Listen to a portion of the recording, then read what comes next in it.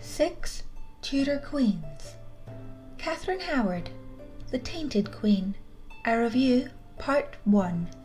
Today I want to talk about the 5th book in the series 6 Tudor Queens by Alison Weir. This video has been broken into 2 parts because it is so long. The second part of this review will come out next week. This video will be the second in a series covering Alison Weir's 6 Tudor Queen novels and her other works of historical fiction. I love Alison Weir as an author of both historical fiction and real history books. Before I start talking about this book, I want to point out something I noticed straight away on the cover of the book. Doesn't the portrait of Katheryn Howard look an awful lot like the early portraits of Catherine of Aragon? They have different noses, but the same hair colour, Katheryn Howard's hair being a little darker. They are remarkably similar. They have the same heavy-lidded eyes, the same small rosebud mouth, the same shaped face. I suppose they were cousins 100 times removed because they were both related to Edward I, but I find it strange Henry VIII was trying to recapture his youth with a woman who looked so much like his first wife. Does anyone else see the resemblance, or is it just me? Leave me a comment and let me know if you do. The book starts with Catherine's mother dying in childbed when Catherine is 7. Catherine then goes to live with her Aunt Margaret Culpeper, who is much wealthier than her father. Catherine seems very aware that she is poor, noble and a Howard, but very poor, and realizes early on her father is in debt. While living with her aunt, Catherine discovers her father is a wastrel and rather stupid, thinking himself above the law.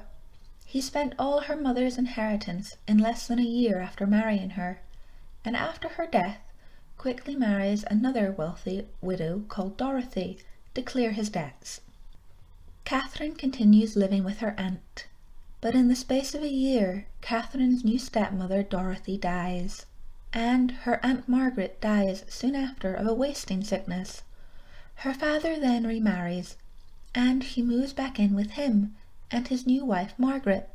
She likes her new stepmother, and she finally gets to spend some proper time with her siblings. In this time, both Catherine's older half-sisters marry men of the court and move away. There is a lot of chopping and changing in Catherine's early life that she had to deal with, but she takes a lot of comfort in animals, and kittens tend to feature quite a bit in this book. Like lots of children from divorced parents, Catherine puts a lot of emphasis on gifts. After living with her father and her new stepmother for a year, at the age of 10, Catherine is packed off yet again to live with her step-grandmother, the Dowager Duchess of Norfolk, because her father has been given a post in Calais. Thanks to her cousin Anne Boleyn.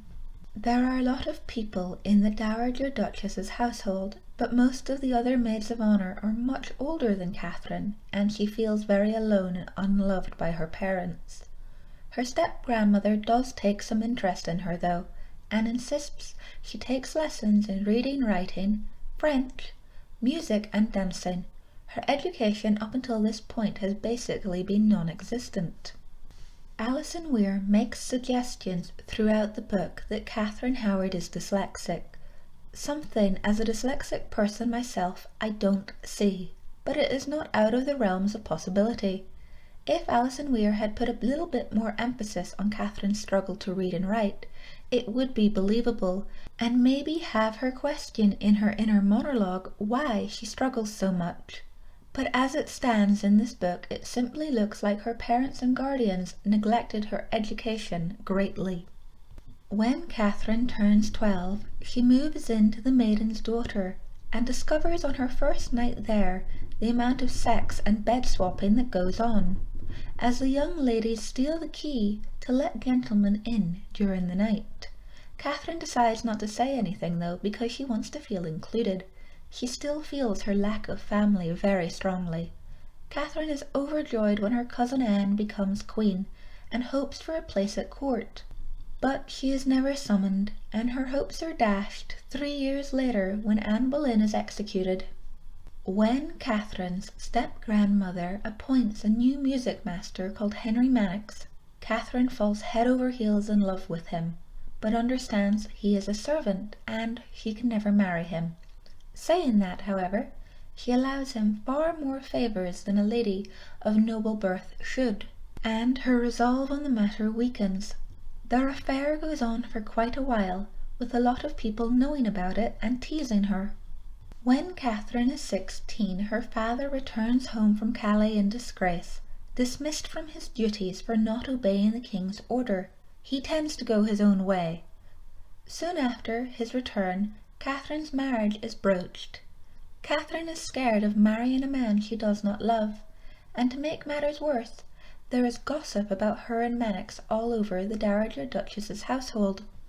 Katheryn decides they should consummate their love before anybody can make her marry somebody else. They decide to hide in the chapel to have sex, but before they can, Katheryn's step-grandmother discovers them, beating them both with her walking stick and dismissing Mannix. After this incident, Katheryn's feelings for Mannix change. They meet up a few times in secret, but Katheryn realizes she no longer loves him and discovers that he is a drunk. Their affair ends. After the affair with Mannix, Katheryn immediately starts an affair with a man called Francis Dereham.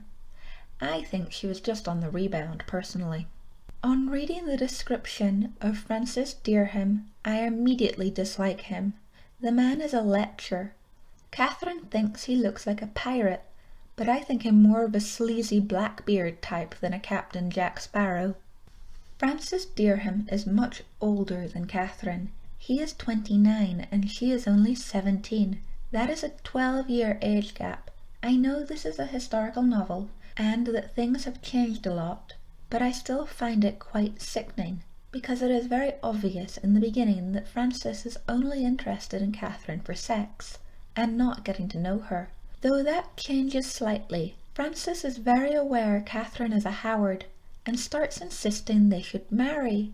I feel he was using her to try and climb the social ladder. But maybe, perhaps, he did grow to love her. I simply dislike the man.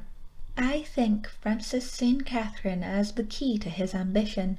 This book makes a big leap in Katheryn's personality from her relationship with Henry Mannix to her affair with Francis Dereham.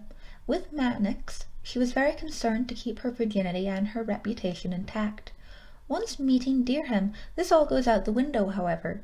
She sleeps with Dereham immediately and in public in The Maiden's Daughter, with people watching. She doesn't care if anybody sees them together. She doesn't even care if they're having coitus with somebody else in the same bed. I think this book takes a great leap in Katheryn's personality, and it should have been developed more slowly over time. I find this change in attitude to sex unrealistic, especially because later on in the book, Katheryn goes back to being prudish. After Dereham insists for quite a while that Katheryn and him should marry, she plights her troth to him, and that essentially traps her in a promise to marry him.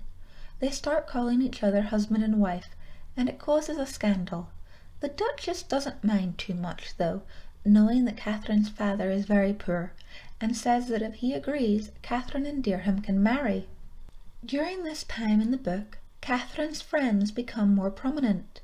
Mary Lascelles and Joanne Bulmer reprimand Katheryn for not taking more care and safeguarding her reputation. Joanne is even slightly jealous because she had Francis Dereham first. Henry Mannix makes trouble intermittently, claiming to still love Katheryn, and there is a surprise note left in chapel for the Dowager Duchess to find, which tells her what goes on in The Maiden's Daughter. It is very much like a note found later on by the king. So, did Mary Lascelles' brother leave the first note as well as the second? Who knows?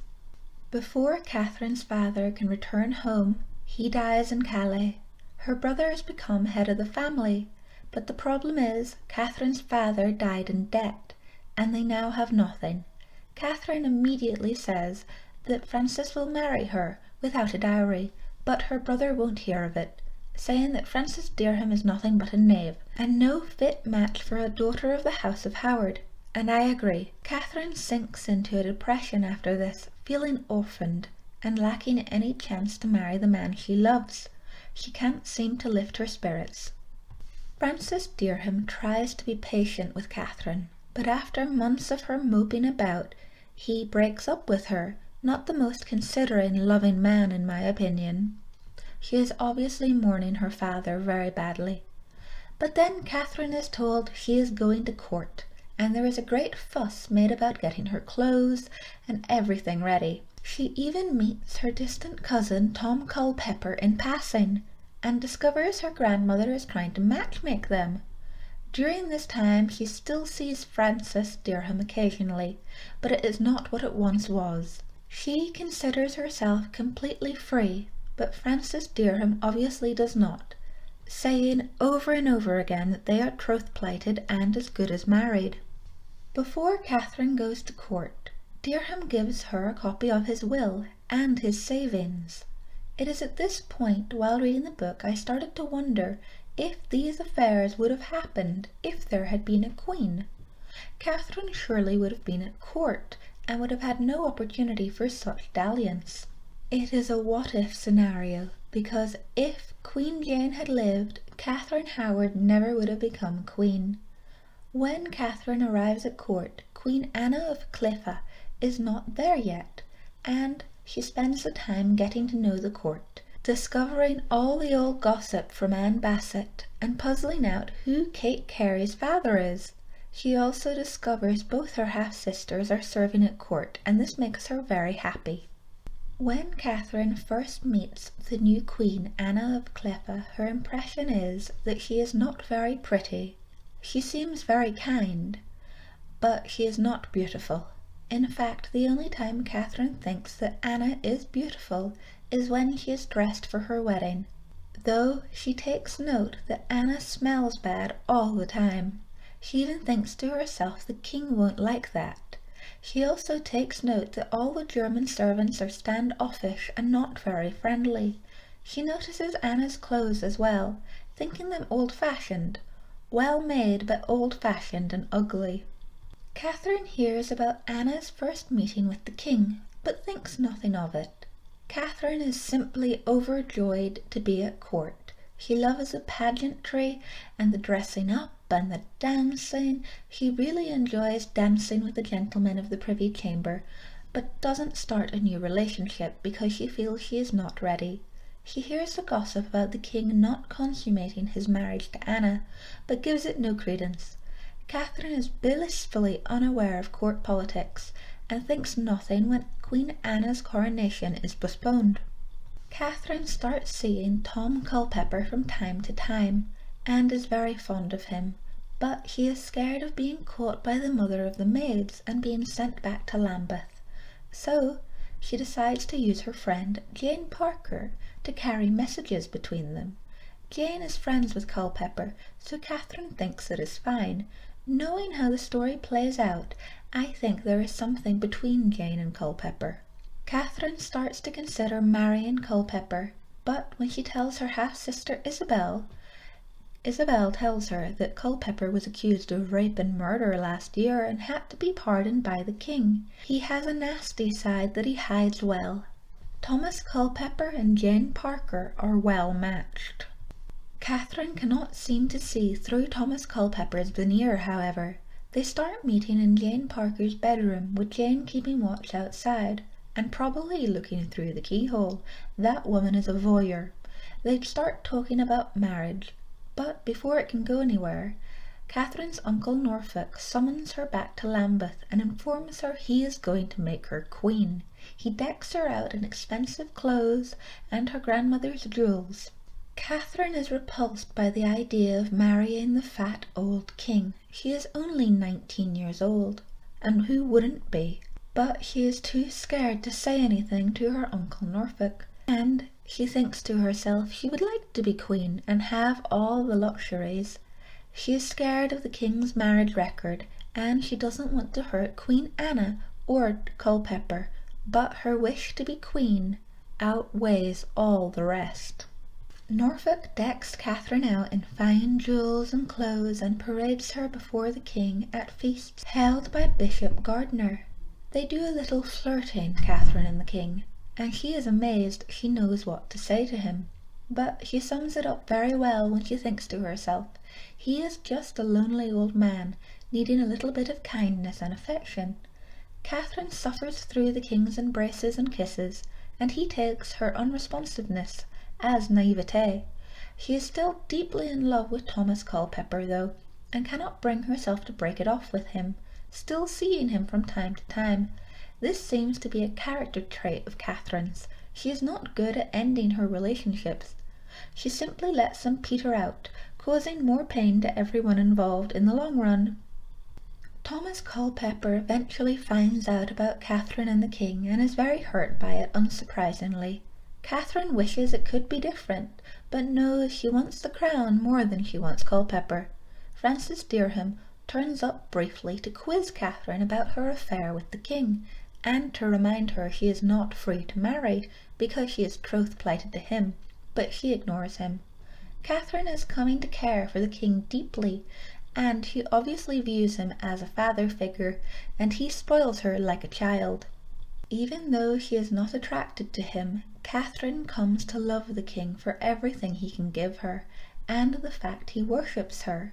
She is also in awe of his intellect and education, the latter of which she is sadly lacking. She is very embarrassed by the fact Henry thinks her better educated than she is.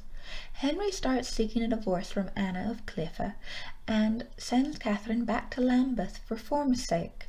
Katheryn worries a little that Henry has lost interest, but he soon comes courting, and seeks her grandmother's permission to marry her. Katheryn knows her grandmother has lied about her chastity and virtue, and the king thinks her a virgin beyond reproach, but she knows differently, and suffers pangs of guilt about lying to such a loving man. She decides there is no point digging up the past, though, so says nothing. Joan Bulmer wants to dig up the past, though. Now unhappily living with her husband in York, she writes a letter to Katheryn, hinting she may spill the beans about Katheryn's past lovers if she is not given a post as maid-in-waiting. Katheryn decides to placate her, and lies, saying she will give her a post if one opens up. She realizes straight away this is blackmail. Katheryn and Henry have a small private wedding, and even though Katheryn has been dreading the wedding night, Henry is kind to her, and she enjoys it a little. She plays the part of a virgin, and even pricks her finger with a needle to fake her maidenhead. After the wedding, Henry showers her with all the Queen's jewels, and she delights in them, wearing them naked for him. He also gives her books in Latin and French that she cannot read, and she feels her lack of education deeply. This is the end of the first part of this book review. If you enjoyed it, remember to like, comment and subscribe to this channel so you will not miss the second part of the book review coming next week. You can also follow me on Instagram at Lady Jessica Riddell. Until next time, remember, no other will but his.